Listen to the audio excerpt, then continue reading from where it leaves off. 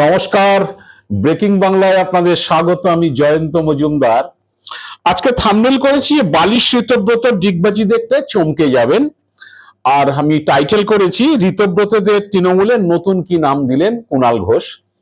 তো আসলে বালিশ ঋতব্রত এটা আমার কোনো কয়েনেজ নয়, এটা হচ্ছে ঋতব্রত বন্দ্যোপাধ্যায় বিরোধী দলনেতা হয়ে যাওয়ার পরে কুণাল ঘোষ তৃণমূলের বিধায়ক, তিনি এই কয়েনেজটা দিয়েছিলেন। ঋতব্রতকে বলার সময় তিনি চাটনব্রত, বালিশ, যে ঋতব্রত এইসব বলে থাকেন।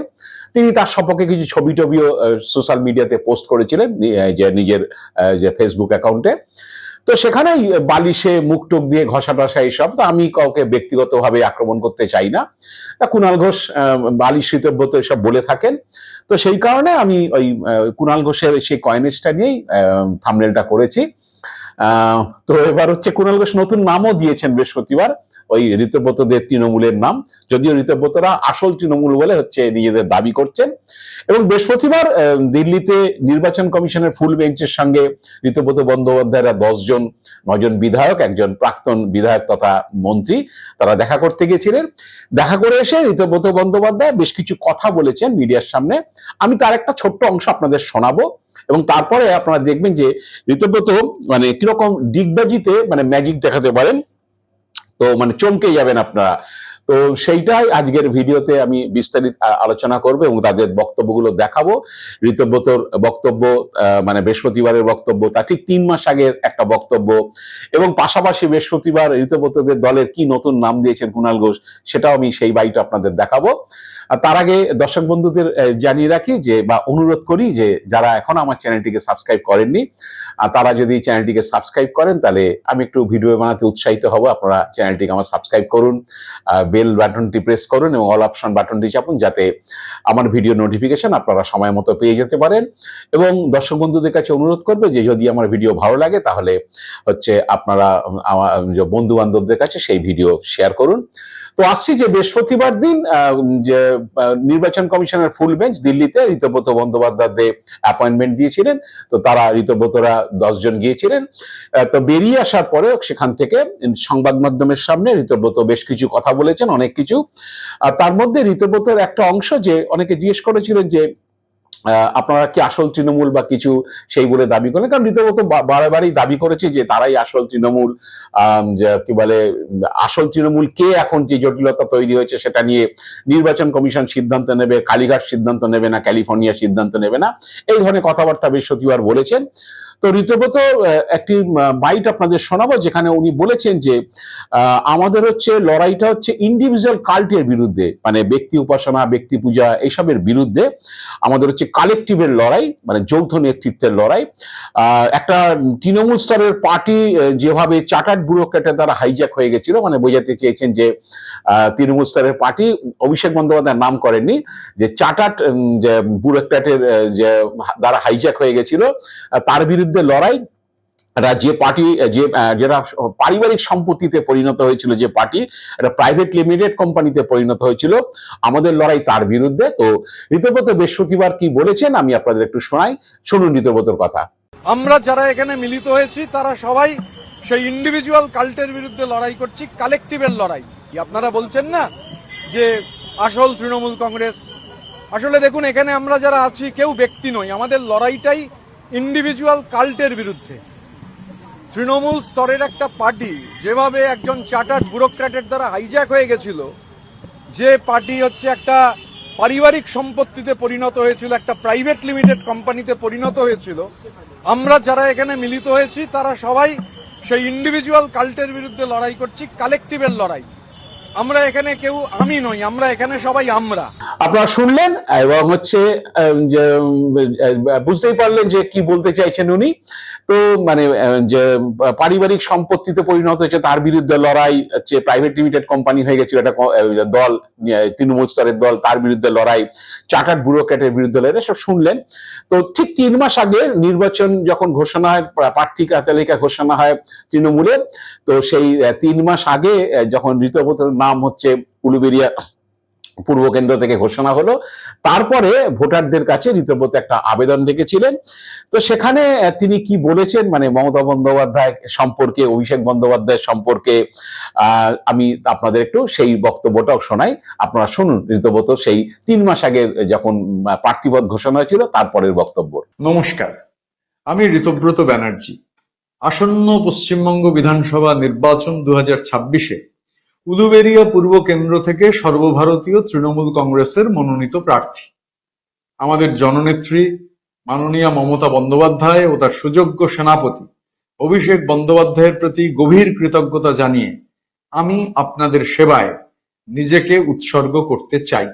শুনলেন যে জননেত্রী মমতা বন্দ্যোপাধ্যায় তার সুযোগ্য সেনাপতি অভিষেক বন্দ্যোপাধ্যায়ের প্রতি গভীর কৃতজ্ঞতা জানিয়ে আমি আপনাদের সেবায় নিজেকে উৎসর্গ করতে চাই। তো অনেকেই বলছেন যে এইসব ডিগবাজিতে উনি মাস্টারপিস, এটা হচ্ছে আসলে তখন বোধহয় বুঝতে পারেননি যে 3 মাস বাদে এইরকম ধরনের হবে।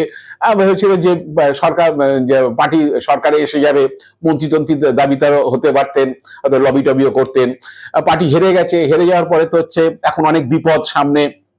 বিপদ মানে হচ্ছে কেস টেস আছে, যেটা কুণাল ঘোষ বিধানসভাতে দাঁড়িয়ে বলেছেন যে বিজেপির যে মুখ্যমন্ত্রী তথা হচ্ছে বিজেপি বেঞ্চের দিকে তাকিয়ে বলেছেন যদি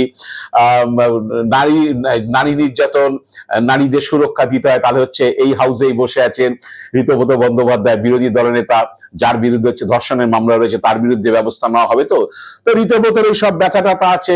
তার সঙ্গে যারা এখন রয়েছে একেবারে মৌচাকের মতো, তাদের অনেকের কারোর হচ্ছে যে বেআইনি সম্পত্তি রয়েছে, বেআইনি বিল্ডিং ফিল্ডিং এর অভিযোগ রয়েছে, নানান রকম অনেকে ক্রিমিনাল কেস টেস আছে। এইসব নানান ভয়ে ভীত তারা এখন সব ঋতব্রত বন্দ্যোপাধ্যায়ের সঙ্গে ভিড়েছে, আসল তৃণমূল হয়েছেন বলে দাবি করছেন তারা, তারাই প্রকৃত তৃণমূল, তারাই সবকিছু। তো মমতা বন্দ্যোপাধ্যায়কে বাচ্চা দিয়ে ঋতব্রতরা মিটিংও করেছিলেন, যে কারণে ইলেকশন কমিশন তাদের ডেকেছিল। তারা যে বিশেষ অধিবেশন করে জাতীয় কর্মসমিতি তৈরি করে নির্বাচন কমিশনে জমা দিয়েছিলেন। সেই বিষয়ে বৃহস্পতিবার ডাকা হয়েছিল এবং সেখানে গিয়ে এবং তারা সেটা জমাও দিয়েছিল। সেই ওই কমিটি তৈরি হওয়ার পরে সেই বিষয়ে তারা ফুল বেঞ্চের সঙ্গে বসতে চেয়েছিল, সেই কারণেই বৃহস্পতিবার তাদের ডাকা হয়েছিল। ঋতব্রত বন্দ্যোপাধ্যায়রা তাদের বক্তব্য বলেছেন, জ্ঞানেশ কুমার ছিলেন এবং অন্য 2 নির্বাচন কমিশনার ছিলেন। তো এরপরে নির্বাচন কমিশন সিদ্ধান্ত নেবে কি আসল তৃণমূল, কারণ এরপরে নির্বাচন কমিশন আবার তৃণমূলকে ডাকবে, যেটা শোনা যাচ্ছে, ডেকে তৃণমূলের বক্তব্য শোনা হবে, তারপরে তারা সিদ্ধান্ত নেবে। তারপরে যার সিদ্ধান্ত পছন্দ হবে না সে আদালতে যেতে পারে। তো এই ঋতব্রত বন্দ্যোপাধ্যায়ের সঙ্গে যারা আছেন, যে তারা কিসের কারণে আছেন, কেন রয়েছেন, তাদের বিরুদ্ধে কেন কোনো অ্যাকশন হচ্ছে না, সেই নিয়ে বৃহস্পতিবার কুণাল ঘোষ হচ্ছে ঋতব্রত বন্দ্যোপাধ্যায় পার্টির একটা নতুন নাম দিয়েছেন। সেটা হচ্ছে যে আমি আপনাদের আগে কুণাল ঘোষের বক্তব্যটা শুনিয়ে দিই, শুনুন কুণাল ঘোষের বক্তব্য, তারপর আমি আসছি। যারা আজকে তথাকথিত বালিশ শিবিরে যাচ্ছে, পিলো তৃণমূল, তো তৃণমূল পিলো তৃণমূলে যাচ্ছে, তো সে পিলো বালিশ চাটা বালিশ পিলো তৃণমূলে যাচ্ছে, তো তাদের বিরুদ্ধে অভিযোগ থাকলে তো পুলিশ যাচ্ছে না, এ তো মহা মুশকিল। যদি আমি ধরলাম একটা ন্যায্য ধরা হয়েছে যে এত টাকা এলো থেকে অমুক তমুক, তো তাহলে মুখ্যমন্ত্রী যখন বলছেন, মুখ্যমন্ত্রী যে 80টা 90টা ইললিগাল কনস্ট্রাকশন, সে পিলো তৃণমূলে গেছে বলে, তৃণমূল পিতে গেছে বলে তার বাড়ি পুলিশ যাবে না, তার 80টা 90টা কনস্ট্রাকশন তখন দেখা হবে না? এটা কোনো কাজের কথা হলো? আপনারা শুনলেন যে তৃণমূল মানে পিলো তৃণমূল, কুণাল ঘোষ বলতে চেয়েছে যে বালিশ তৃণমূলের সঙ্গে যারা থাকে তাদের হচ্ছে 7 খুন মাপ, 80-90টা কনস্ট্রাকশন হচ্ছে বেআইনি কনস্ট্রাকশন করে হচ্ছে তারা পার পেয়ে যায়, তাদের বিরুদ্ধে কোনো ব্যবস্থা হয় না। ঋতব্রত বন্দ্যোপাধ্যায়ের বিরুদ্ধে কোনো ব্যবস্থা হয় না। আরো অনেকে আছেন, চেয়ারম্যান হয়েছেন, তাদেরও নাম এক সময় হচ্ছে ঋতব্রত বন্দ্যোপাধ্যায়রা যে কর্মসমিতি তৈরি করেছেন তাতে মমতা বন্দ্যোপাধ্যায়ের বিরুদ্ধে যাকে চেয়ারম্যান করা হয়েছে সেই অরূপ রায়, তারও নাম এসেছিল এক সময় সিআইডি চার্জশিটে, একটা খুনের মামলাতে, তপন দত্তর খুনের মামলাতে। সব নানান ব্যথা ট্যাথা আছে ঋতব্রতের সঙ্গে যারা আছেন। সন্দীপন সাহা রয়েছেন, যার বিরুদ্ধে হচ্ছে বিজেপির প্রার্থী যিনি দাঁড়িয়েছিলেন রেন্টালিতে, তিনি গিয়ে বিক্ষোভ করেছিলেন যে এই সন্দীপন সাহারা যখন হচ্ছে আলাদা করে যে স্পিকারের কাছে ঋতব্রতকে বিরোধী দলনেতা করার চিঠি দিয়েছিলেন, তারপরে তার বাড়িতে বিক্ষোভ করেছেন প্রিয়াঙ্কা টিব্রেওয়াল, সেখানে গিয়ে বলেছিলেন যে তারা জোর করে যে ফ্ল্যাট দখল করে নিয়েছে, এরকম হচ্ছে তোলাবাজি করেছে। তারপরে অবশ্য আবার প্রিয়াঙ্কা টিব্রেওয়াল চুপ করে গেছে, শুনেছি বিজেপি নেতৃত্ব নাকি তাকে বারণ করেছে যে এরকম কখনো অশোভনীয় কাজ করতে না, কারোর বাড়িতে গিয়ে বিক্ষোভ টিক্ষোভ করতে না, বিশেষ করে যারা এখন ভালো তৃণমূল হয়ে গেছে, বিশেষ করে যারা বিজেপির বি টিম হয়ে গেছে বিধানসভাতে, সে বিজেপির বি টিমের বিরুদ্ধে কিছু করতে না। কারণ এখন নানান দিক থেকে শোনা যাচ্ছে যারা বি টিমে গেছেন তাদের অনেকেরই কেস কামারি এটা ওটা রয়েছে, তাদেরকে নানানভাবে ফাঁসানো হতে পারে, এইসব ধরনের ভয়টয় নাকি দেখানো হয়েছে। ঋতব্রত নাকি অনেককে ভয়টয় দেখিয়েছেন যে তাদের বিরুদ্ধে যে সমস্ত রিপোর্ট সংগ্রহ করা হচ্ছে ইডি সিবিআই দিয়ে হচ্ছে বা পুলিশ দিয়ে, তাদের বিরুদ্ধে অ্যাকশন নেওয়া হতে পারে এবং অ্যারেস্ট হতে পারেন। সেই ভয়ে নাকি 58-60 জন আবার ওই শিবিরে গিয়ে জয়েন করেছেন, মানে ঋতব্রত শিবিরে গেছেন বা কুণালের কথা মতো তৃণমূল পি হয়েছেন। তো এখন হচ্ছে তাদের ভয় আছে, সে ভয়ে হচ্ছে এখন কিছু বলতে পারছেন না। কারো কারো আছে, আবার কারো কারো হয়তো ব্যথা নেই কিছু, কিন্তু ভয় পাচ্ছেন যদি আবার মিথ্যে মামলা করে ফাঁসিয়ে দেয়। কারণ বহু জায়গাতে রাজ্যে অভিযোগ উঠছে যে বিভিন্ন জায়গায় বিভিন্ন স্তরের পুরসভা বলুন, পঞ্চায়েত বলুন বা জেলার নেতা তৃণমূলের যারা আছেন তাদেরকে অনেকে মিথ্যে মামলায় ফাঁসানো হচ্ছে। এইসব ভয়টা হয়তো অনেকে গিয়ে ঋতব্রতের সঙ্গে জড়ো হয়েছেন বিধায়করা। কিন্তু অনেক বিধায়ক যে ব্যক্তিগত স্তরে তারা বলছেন যে তারা বুঝতে পারছেন তাদের বিপদটা কোথায়। কারণ হচ্ছে যে তারা এখন কর্মীদের সামনে যেতে পারছেন না, অনেকে বাড়িতে যেতে পারছেন না, গেলে কি সমস্যার মধ্যে পড়বেন। আবার ভেবেছিলেন যে ঋতব্রতর সঙ্গে থাকলে হয়তো ডিম টিম খেতে হবে না, বিক্ষোভের মুখে পড়তে হবে না, যেটা হচ্ছে কালীঘাট তৃণমূলের যারা আছেন তারা পড়ছেন। কুণাল ঘোষকে ডিম খেতে হয়েছে, সৌগত রায়কে ডিম খেতে হয়েছে, মহুয়া মৈত্র ডিম খাওয়ার জন্য কালকে ডিম ছোড়ার জন্য মহুয়া মৈত্র বাড়ির সামনে বিক্ষোভ হয়েছে অনেকক্ষণ। তিনি বাড়ির সামনে বলবো না, সরি, কালীগঞ্জে পার্টি অফিসের সামনে বিক্ষোভ হয়েছে, মহুয়া মৈত্র দীর্ঘক্ষণ সেখানে আটকে ছিলেন। তা এখন অনেকে যেটা ভাবছেন যে ডিম টিম খেতে হবে না ঋতব্রতের সঙ্গে থাকলে, কিন্তু আবার কেউ কেউ এই ভয় পাচ্ছেন যে বিজেপি কর্মীরা কি ছেড়ে দেবে তাতে, যদি এলাকায় ঢুকি বা নিজের কেন্দ্রে ঢুকি, সেখানে বিজেপি কর্মীরা যদি চোর তৃণমূল বলে টলে আবার ডিম টিম ছড়ে, তার তো গ্যারেন্টি কেউ দিতে পারছে না।